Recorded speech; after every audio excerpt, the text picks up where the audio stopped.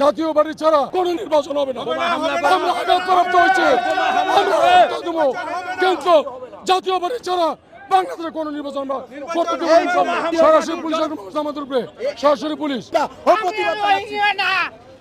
বাংলাদেশ থেকে কাটাই দিব, 100 দরকার দেবো, যুদ্ধ করবো, জাতীয় পার্টি টিকে রাখবো ইনশাআল্লাহ। আমরা দেশে আর সেনাবাহিনী ছাড়া দেশের শান্তি আসবে না। সেনাবাহিনী ছাড়া এই দেশ আর শান্তি আসবে না। সেনাবাহিনী একমাত্র শান্তির প্রতীক, বাংলাদেশের মানুষের শান্তি দিতে পারবে। আজকে আমাদের বিশাল শান্তিপূর্ণ সমাবেশ ছিন্ন ভিন্ন করে দিল, কিন্তু এই সমাবেশ ছিন্ন ভিন্ন করে দিয়ে কোনো লাভ হবে না, জাতীয় পার্টিকে দাবিয়ে রাখতে পারবে না। আগামীতে এই জাতীয় পার্টি ইনশাল্লাহ দেশের জনগণের ভোট নিয়ে ক্ষমতায় যাবে, প্রধানমন্ত্রী জিএম কাদের হবে। জাতীয় পার্টির বর্তমানে যে জনপ্রিয়তা, এই জনপ্রিয়তাকে ভয় পেয়ে এই সরকার একটি গোষ্ঠীর হয়ে কাজ করছে। আপনারা আসলে কবে অনুমোদন নিয়েছিলেন এই কর্মী সমাবেশের জন্য? প্রায় অনুমোদন নিয়েছি 15 দিন আগে, 15 দিন আগে।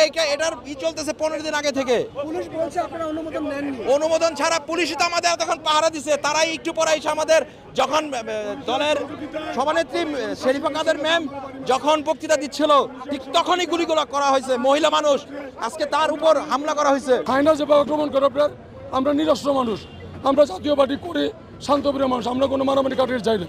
আমাদের যে অনুষ্ঠান যদি রুশ করবার না দেয়, আমাদের নির্দেশ দিত না যেন অনুষ্ঠান চলবো না।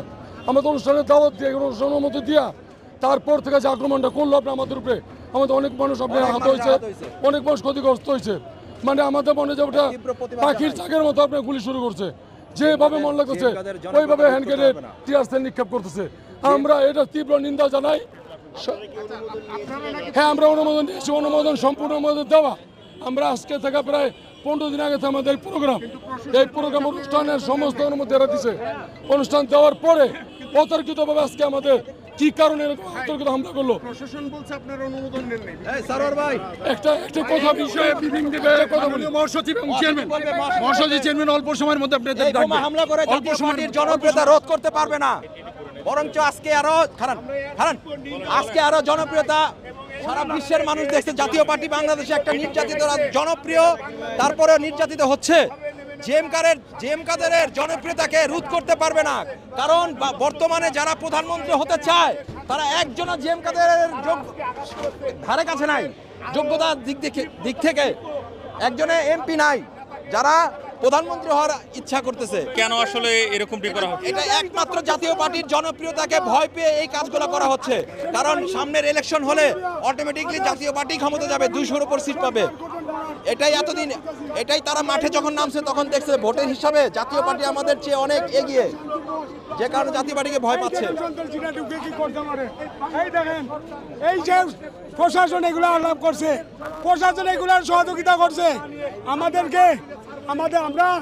আমি সাধারণ একজন পল্লীবন্ধুর কর্মী হিসেবে, পল্লীবন্ধুর সৈনিক হিসেবে বাংলাদেশ সেনাবাহিনীর প্রধানকে জরুরি অবস্থা জারি করার নির্দেশ এমন মেহনতি অনুরোধ করছি।